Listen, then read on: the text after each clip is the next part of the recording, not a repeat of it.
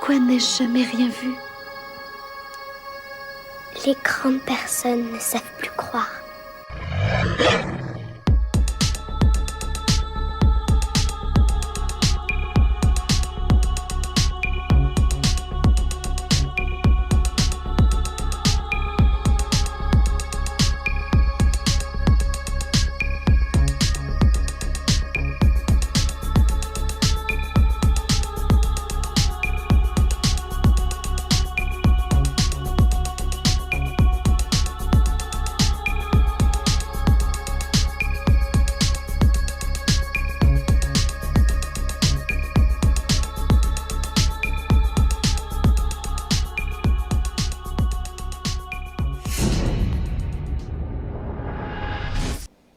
Bonsoir Thomas. Bonsoir, bonsoir. Comment ça va? Eh bien écoute, je vais bien et je suis très content d'enfin te recevoir ici sur la chaîne parce que ça fait quand même un petit moment qu'on échange, je dirais même peut-être plus d'un an maintenant, hein. Tout à fait, c'est ça, à peu près. Eh bien écoute, on va pas perdre de temps, je vais te laisser te présenter un petit peu et puis par la suite, voilà, te laisser nous raconter donc ton observation. Ben écoute, moi c'est Thomas, j'habite en Corse et j'ai la vingtaine et je travaille dans les voitures. Et puis, voilà. Que tu peux, ben, à partir de maintenant, nous raconter un petit peu, ben, nous raconter pas un petit peu, nous raconter l'entièreté de ton observation, essayer de la détailler au maximum. Et puis moi, ben, je rebondirai avec des questions hein, par la suite, hein, tu t'en doutes bien. Je te laisse la parole, vas-y. Ok, ok. Ben écoute, ça s'est passé avec ces confinements, je ne saurais pas trop te dire l'année que c'était parce que je les confonds toutes avec ces confinements, mais c'était pas il y a plus de 3 ans, c'est sûr, donc c'était entre 2 et 3 ans. Connerie de jeunesse. Ouais, avec un certain ami à moi, on s'amusait le soir à paconner voilà, sur les routes de village en Corse. Ça arrive qu'il y ait des sangliers qui traversent les routes, on va dire. Et connerie de jeunesse, voilà, on venait d'avoir le permis voiture, faisait un peu les kékés, et puis on s'amusait à tuer les sangliers la nuit. Donc évidemment, c'était pas très très malin. Et jusqu'au jour où, un soir, on tue un sanglier. Et on l'a laissé sur le bord de la route pour venir le récupérer plus tard parce que c'était sur le chemin. Et en fait, au moment où on est repassé pour le prendre, ben, on a vu deux espèces de trucs accroupis en train de bouffer le sanglier qu'on avait tué il y a 1 heure et demie ou 2 heures avant. Donc voilà, assez choqué, on a fait demi-tour en voiture. Mon pote les a éclairés avec la lampe, moi j'étais au volant, je conduisais, donc j'étais côté gauche.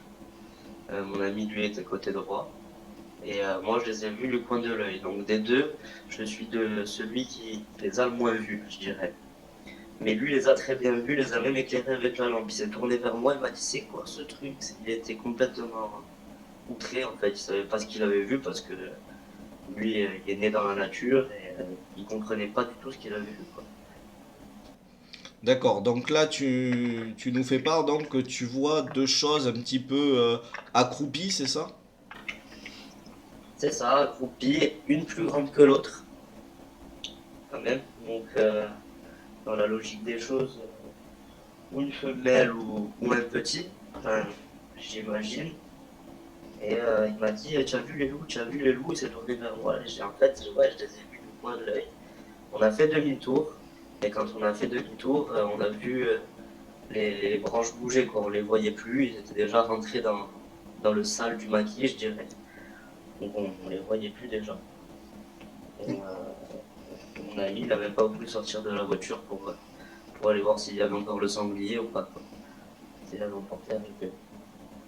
Et je tiens à préciser que mon pote les a vus, enfin mon ami les a vus, on a vu un des deux lever le sanglier à la bouche, à la bouche, quoi.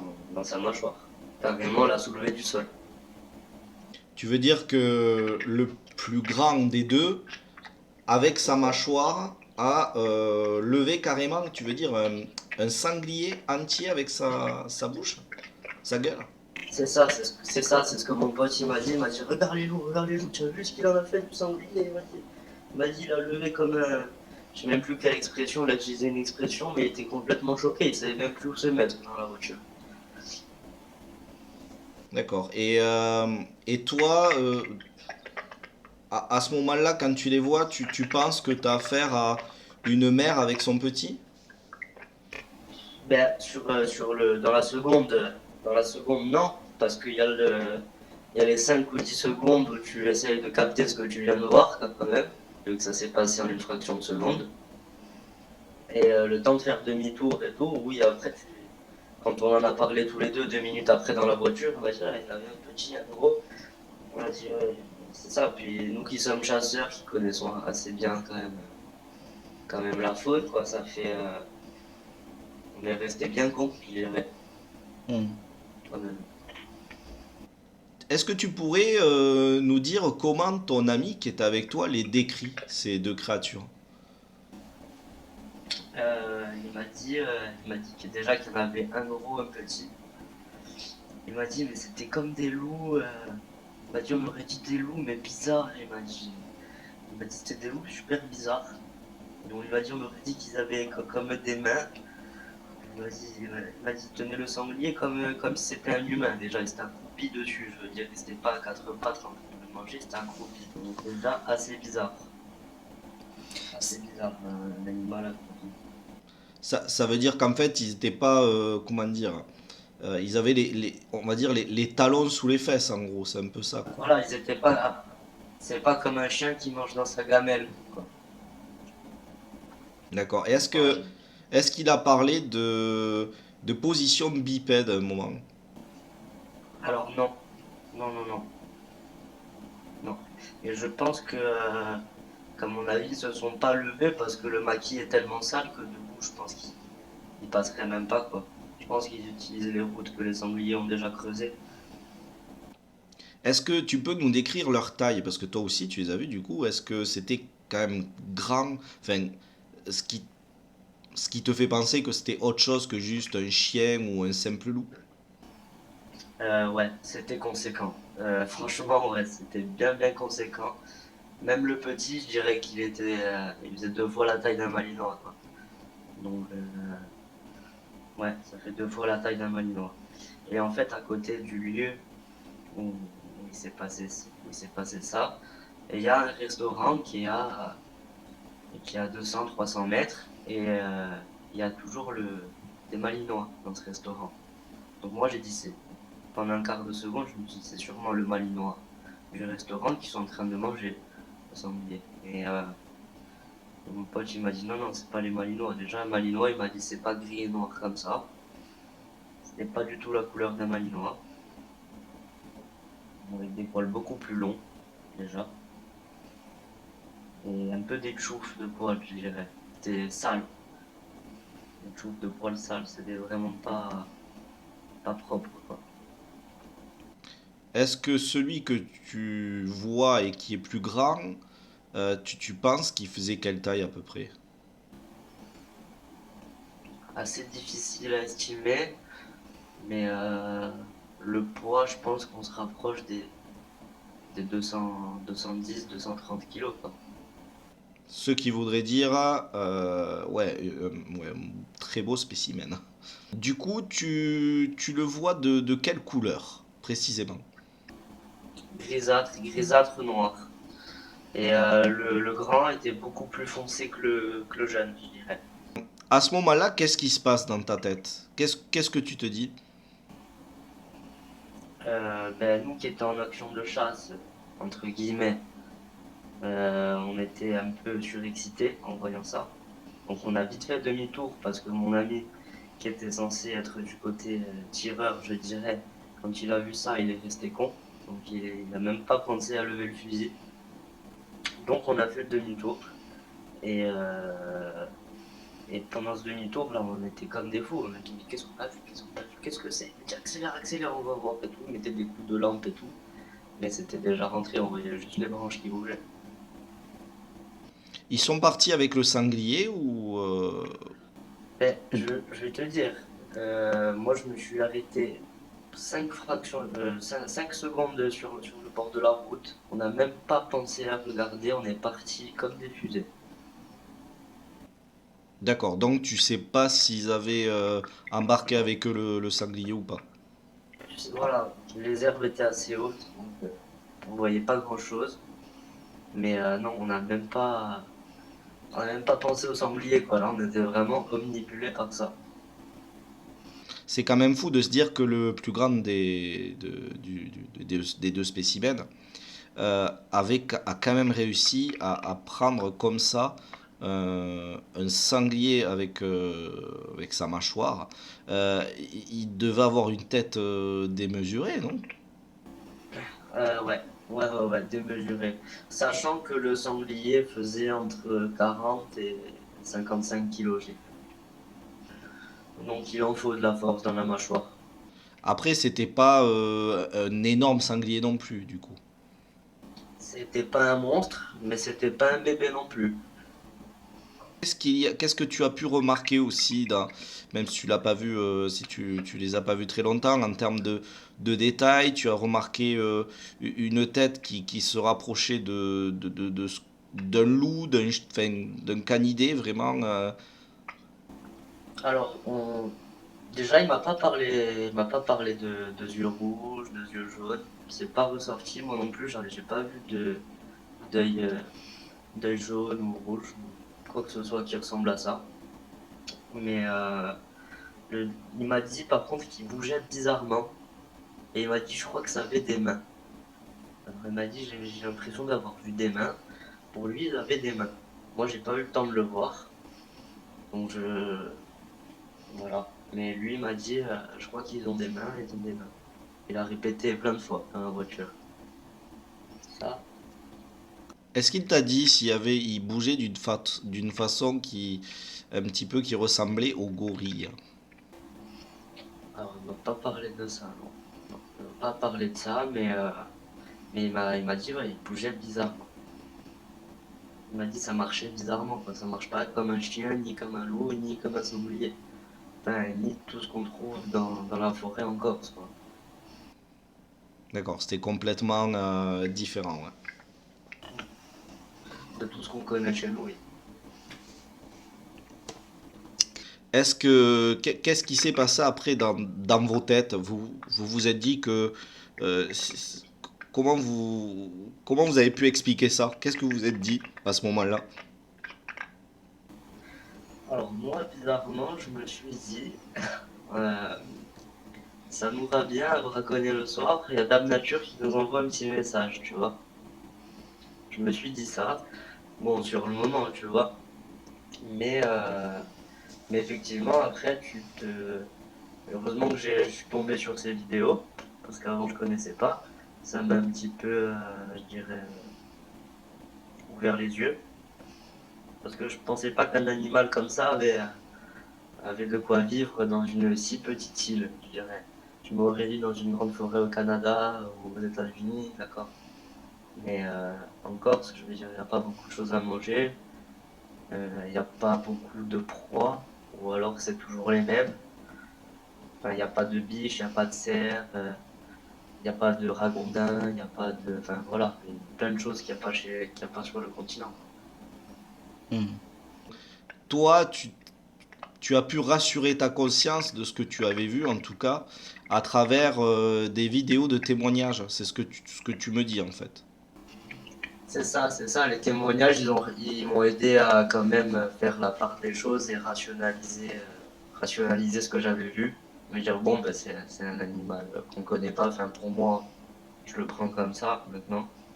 Après, chacun en pense ce qu'il veut, mais moi je le prends comme un animal. Parce qu'on a eu encore un petit problème quelques mois après ça. Après, ça n'a rien à voir avec ça, je pense.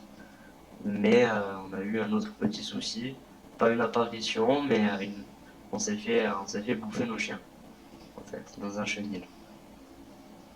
Alors, du coup, quand tu dis tu t'es fait bouffer les chiens dans un chenil, qu'est-ce qui s'est passé? Il y a eu. Est-ce que tu peux nous décrire tout ça? Alors en fait, mon ami, en l'occurrence le même qu'il y avait avec moi dans la voiture, euh, on a des terrains en commun et on met nos chiens là-bas. Donc lui, tous les matins, va leur donner à manger. Et un matin, il est allé et il a trouvé 3 ou 4 chiens éparpillés, morts, alors qu'il y avait toujours la chaîne attachée à leur collier et que les chiens entre eux ne pouvaient pas se rencontrer. Les chaînes étaient trop courtes, donc entre eux ils ne peuvent pas se battre. Les chiens, c'est impossible. Donc des chiens déchiquetés, des pattes par-ci, des pattes par-là, donc vision d'horreur horrible. Donc au début on pensait que c'était des gens qui nous voulaient du mal, mais bon, enfin personne nous voulait du mal, quoi, et encore moins un chien. Après, un autre chien qui est venu et qui a fait un carnage, ça m'étonne quand même, parce que même si c'est un malinois, c'est quand même des chiens de chasse. Ils savent, enfin, c'est pas des chihuahuas, je dirais. Donc voilà, c'est pas des chiens d'appartement, ils se laisseraient pas manger, quoi.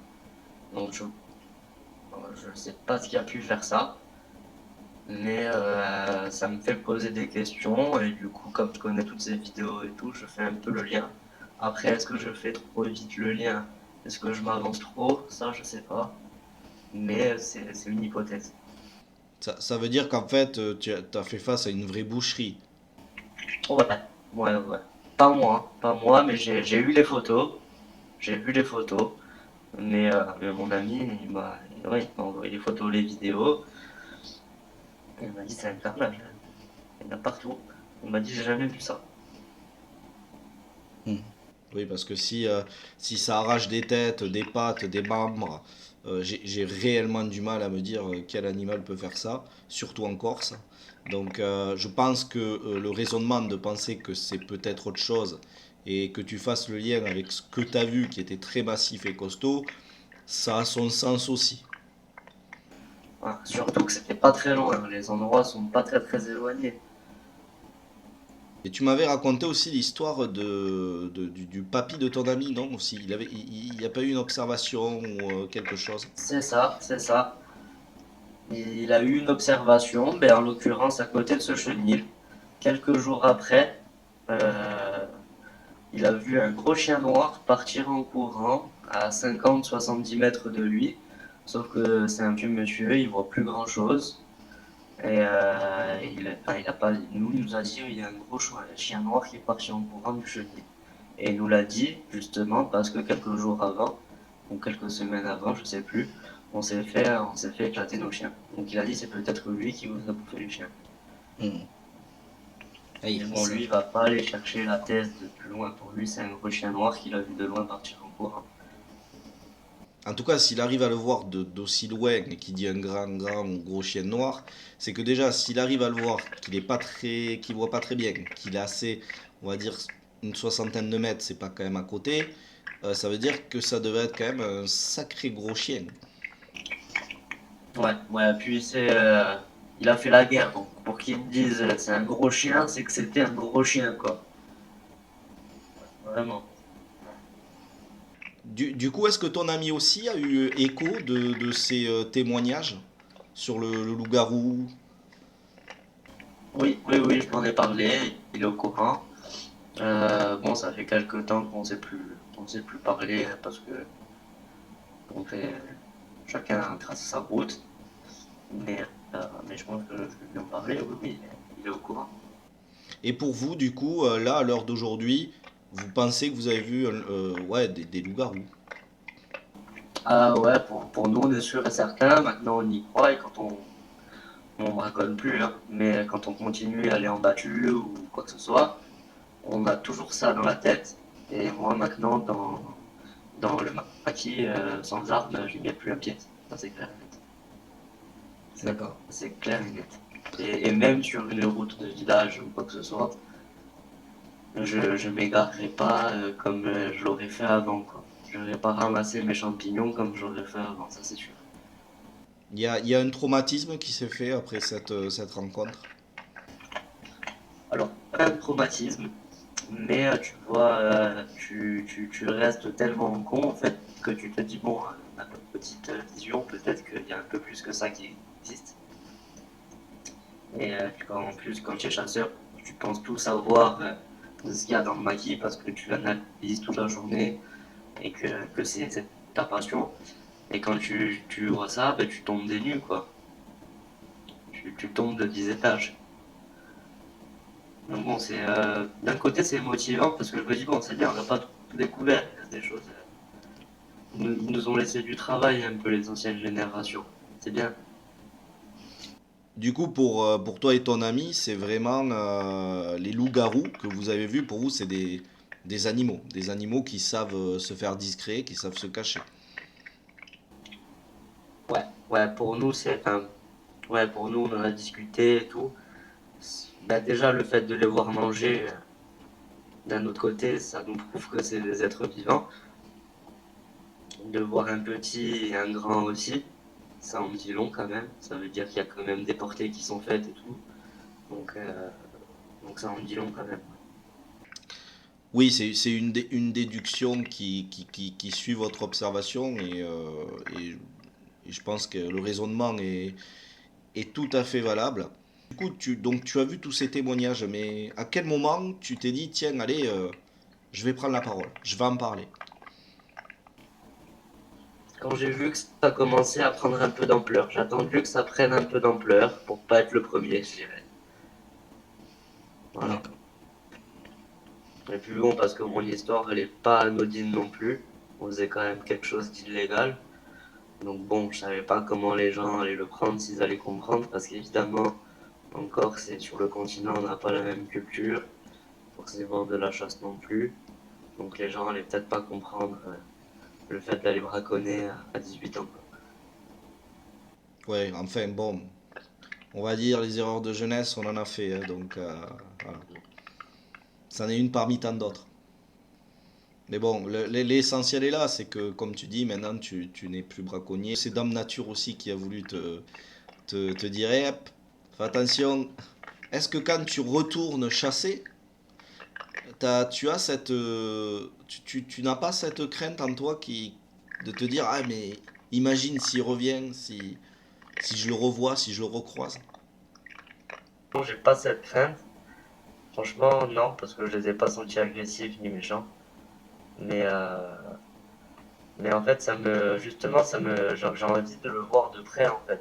C'est ça qui m'attire, vraiment. Mais du coup, maintenant, quand je vais à l'achat, je me dis à tout moment, il peut me sortir ça, c'est possible. Ou maintenant, quand j'entends un bruit, un cri dans la vallée, je l'écoute plus qu'avant.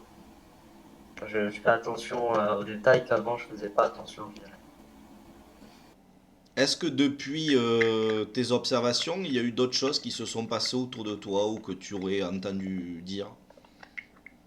Des échos? Alors non, non, rien de spécial, rien de flagrant. Hormis le fait que j'ai trouvé une fois un terrier en plein maquis, en plein milieu de rien, et je sais pas du tout ce que ça faisait là. Euh, Sachant qu'on n'a pas d'animaux qui font des terriers en Corse, hormis des renards, mais c'est pas des terriers aussi profonds et aussi gros quoi. Donc c'était un peu bizarre, mais je me suis pas posé plus de questions que ça, je suis passé à autre chose et j'ai pas trop de réponse à cette question. En tout cas, j'ai vu que dernièrement, tu m'as envoyé des photos d'un sanglier à l'endroit où tu as vu cette observation qui est sur le bord de la route à moitié mangé. Ah oui, c'est ça, j'allais me faire un tour de voiture avec ma copine pour essayer sa nouvelle voiture. Donc on monte sur cette fameuse route que je connais très bien à force d'avoir tourné quelques nuits là-bas, évidemment. Et c'est une route où ils font le rallye en fait en Corse. Donc, euh, donc on monte essayer sa voiture et tout, et puis sur le bord de la route, j'ai vu ça, c'était vendredi soir. Donc d'où le message que je t'ai envoyé, et d'où ce témoignage aujourd'hui. Et un sanglier complètement bouffé sur la route. Mais bizarre parce que des chasseurs l'auraient pris, des braconniers aussi l'auraient pris. Et pas d'impact de balle, en tout cas pas flagrant.